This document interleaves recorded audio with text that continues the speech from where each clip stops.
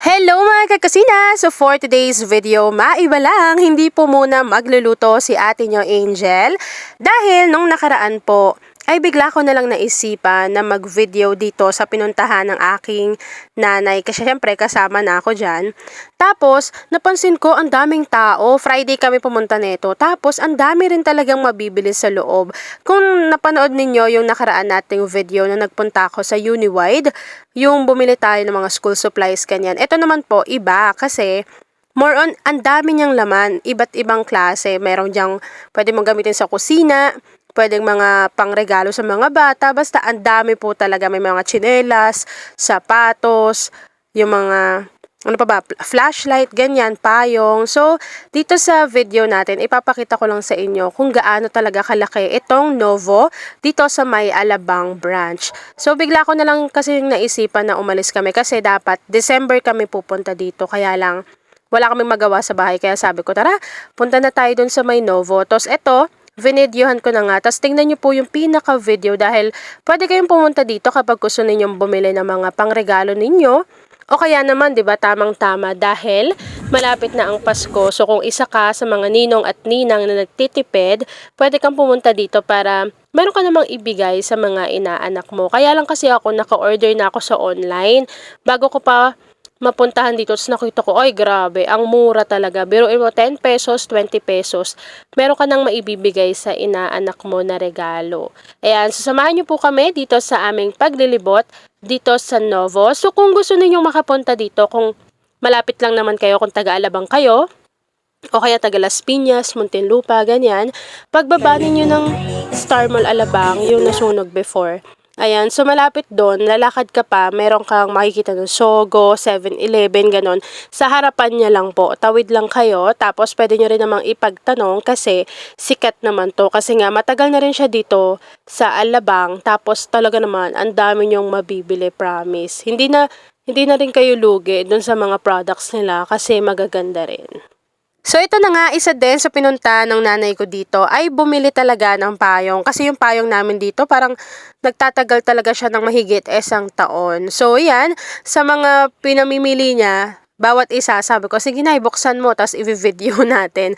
Yun nga pala, isang tip din sa pagpili ng mga products dito sa Novo, i-check nyo rin bawat isa. Kasi kagaya dito, may payong na naka-display pa siya, kaya lang may sira na rin yung kabilang side niya. Yan. Tapos, dun sa mga payong, after no, nagtingin din kami dito ng mga pang decoration kapag, syempre, Christmas na. Just like you can fly.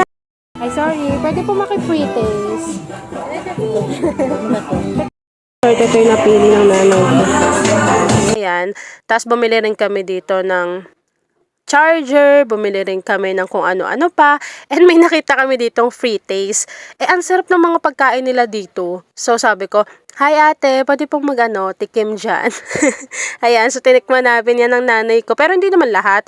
Nagtikim lang kami ng ilang peraso, tas after nun, libot ulit kami, ganyan. Tapos nagulat nga ako, kasi sobrang sakit talaga nung katawan ko after namin dito sa Novo, tas mapagtanto ko lang, parang 3 hours din ata kami sa loob nito. Ikot lang kami ng ikot, tas tingin lang din kami tingin. Kasi nakaka-enjoy. Parang busog na busog talaga yung mata mo.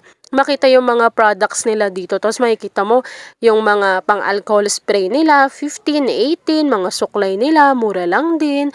Tapos mga panggamit sa kusina. Bumili rin kami dito ng mga kapihan namin. So ipapakita ko yan sa inyo. Tapos, yan, basta nag-enjoy lang ako sobra-sobra. Kung meron din po kayong time ngayon, lalo na magde-December, bisitahin nyo na lang sila para makita nyo rin po kung paano yung itsura or kung gaano karami yung pwede ninyong mabili dito. And sa dulo po ng video, ipapakita ko sa inyo kung nakamagkano rin kami.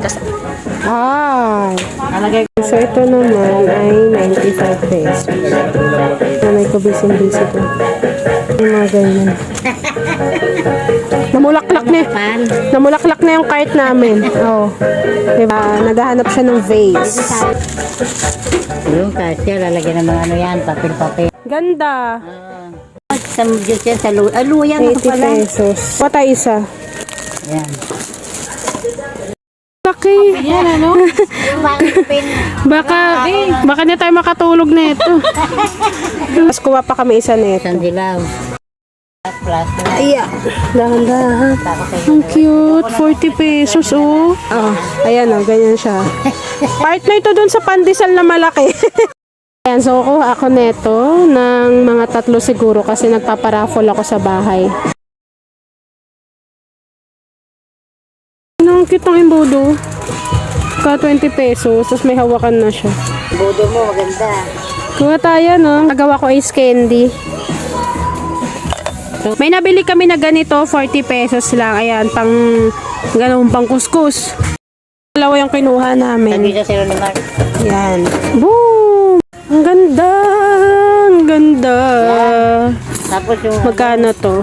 kukuha ko isa. 45. Pasong ko yung ano, Kulay pula. pula. Ganda pula. Ayan, so kuha tayo niyan, dalawa. So, ito ang desisyon. 150.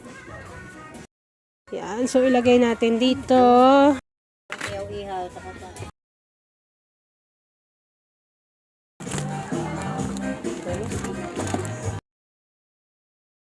Toothpick. Bibili kami for 18 pesos.